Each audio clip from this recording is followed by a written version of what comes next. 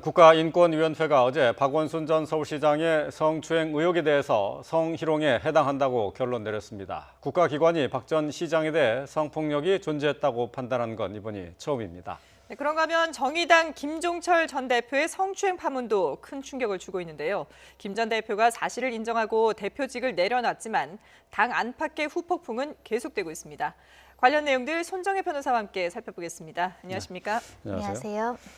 자, 먼저 고 박원순 서울시장의 성추행 의혹과 관련된 내용부터 살펴보겠는데요. 국가인권위원회가 성희롱이었다라고 결론을 내린 건데 반년이 지나서 결론이 나왔습니다. 배경을 좀 설명해 주시죠. 조사 과정에서 시간이 필요했을 것이라고 보이고요. 수사기관의 결론을 보고 참고해서 결과를 발표했다 이렇게 볼 여지도 있습니다. 6개월 가까이 조사를 진행을 했는데 그 조사를 통해서 이제 근거를 삼은 것은 첫 번째는 참고인들의 이제 다수의 진술입니다. 실제로 피해자로부터 피해 사실을 전해받았다라는 참고인의 진술과 실제 여러 가지 부적절한 성적인 언동이 담긴 메시지를 직접 봤다라는 참고인 진술, 그리고 디지털 포렌식으로 확보된 휴대전화에 있는 정보를 근거로 해서 일단 늦은 밤 시간에 피해자에게 부적절한 메시지라든가 사진 이런 거를 보냄으로 인해서 성적 불쾌감을 야기하는 성희롱이 존재했다라는 것이고, 일부 집무실에서 이제 네일 아트 손톱이라든가 손을 만졌다라는 피해자 주장은 사실에 근거하기 때문에 인정을 한다. 성적인 피해, 희롱이 있었다라고 판단을 했고요. 다만 이제 이 이에 피해자가 주장했던 다른 피해 사실도 있는데 이 부분과 관련해서는 사실을 인정할 근거가 없거나 특히 이제 가해자가 부존재해서 방어권을 하기 어려운 실질적인 한계로 인해서 더 다른 사실관계를 인정하기 어렵다 이렇게 결과를 발표했습니다. 예.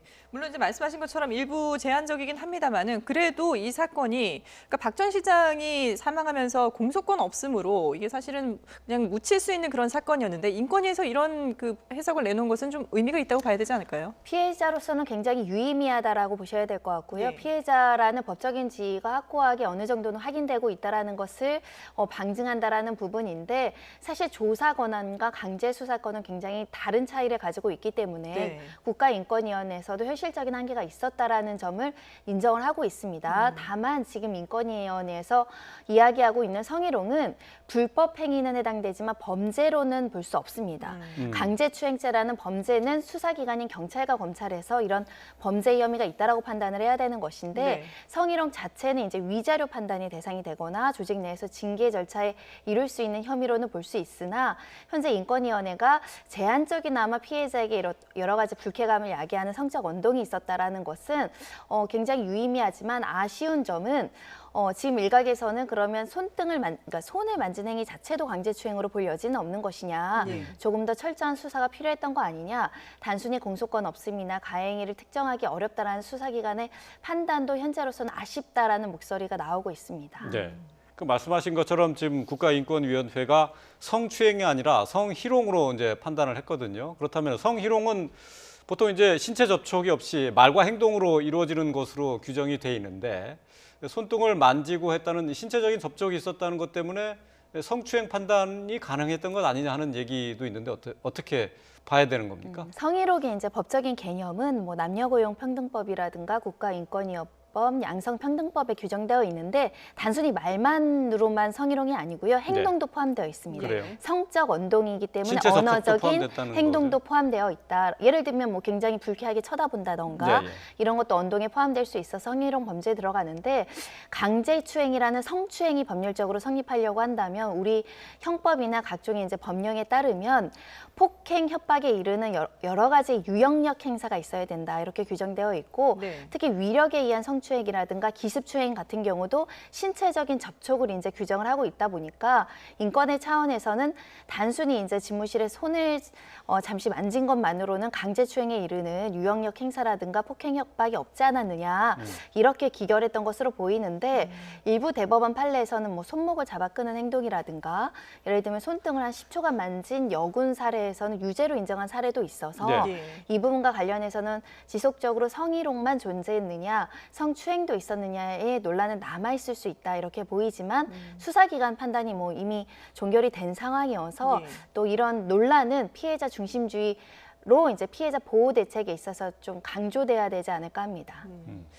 그리고 이제 또 피해자 입장에서 본다면은 또 좀 아쉬운 부분이 이게 그 서울시 관계자들에 대해서 그러니까 이게 뭐 성추행이라든지 이런 성희롱에 대해서 방조하고 또 이 피의 사실 유출도 있지 않았습니까? 이런 부분에 대해서도 명확하게 좀 밝히지 못한 부분은 상당히 좀 아쉬움이 남지 않을까 싶어요. 근거가 없다라고 이제 보고 그런 관련된 정황이라든가 성추행 사실이 인지했다라는 부분에 대해서는 확인하지 못했다라는 것인데 이거는 현실적으로 어쩔 수 없습니다. 수사기관에서도 방조, 무기행위에 대해서 수사를 했으나 다수의 참고인들 진술이 나왔으나 그에 대한 명확한 어떤 근거를 확인하지 못했기 때문에 네. 조사권만 가지고 있는 인권위원회에서 이런 묵인 방조, 은폐 의혹이 있었다라고 사실관계를 인정하기는 굉장히 어렵지 않을까라는 생각이 들고요. 다만 아쉬운 점은 이렇게 지적을 했습니다. 관련된 관계자들이 예. 단순히 이것이 우월적 관계에 있다라는 구조적인 부분을 생각하지 못하고 친밀한 관계라고 네. 오인한 부분에 있어서는 우리 사회에서 사실 성폭력은 권한이 더 많은 사람, 권력이 더 많은 사람이 아랫사람에게, 뭐 나이가 많은 사람이 아랫사람에게 이런 부분이 있다고 한다면 직책상 이런 친밀한 관계가 또는 강요된 피해자의 의사에 반해서 외관으로는 친밀해 보이지만 피해자는 피해를 입고 있었을 개연성을 왜 보지 못했느냐 네. 이런 구조적인 문제도 인권위가 지적을 했습니다. 네.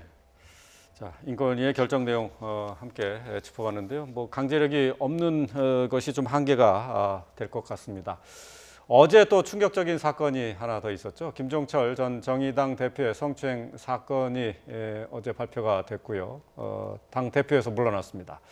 자, 정의당 강은미 원내대표가 거듭 오늘 머리를 숙이기도 했는데 잠깐 먼저 그 내용을 보고 얘기 계속 이어가겠습니다. 존경하는 국민 여러분, 사랑하는 정의당 당원 동지 여러분, 어제 우리 당 김종철 전 대표의 성추행 사건으로 큰 충격과 심려를 끼치게 된 것을 깊이 사과드립니다. 정의당은 어제 오전 대표단과 의원단 연석회의를 통해서 충분한 숙고를 했습니다. 그리고 이어서 대표단 회의를 통해서 당의 징계 절차에 따라 김종철 전 대표를 중앙당기위원회에 제소하고 당규에 따라 대표 직위를 해제했습니다. 당의 원내대표로서 무한한 책임을 통감합니다. 무엇보다 우선이 되어야 할 것은 처음도 마지막도 피해자의 목소리와 일상의 회복입니다.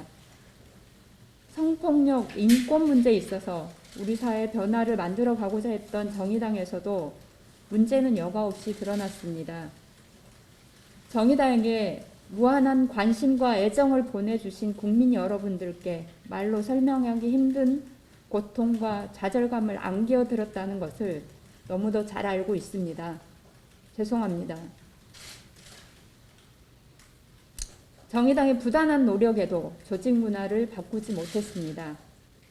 밑바닥부터 근본적인 변화를 위해 뼈를 깎는 노력을 하겠습니다. 피해자는 우리 당 장혜영 의원입니다. 장혜영 의원의 용기와 공동체에 대한 신뢰를 바탕으로 철저한 쇄신의 노력을 하겠습니다. 가해자가 어떤 직위와 위치에 있음에 상관하지 않고 무관용 원칙에 따라 사건을 해결해 나가겠다는 정의당의 원칙은 변함없이 지켜나갈 것입니다.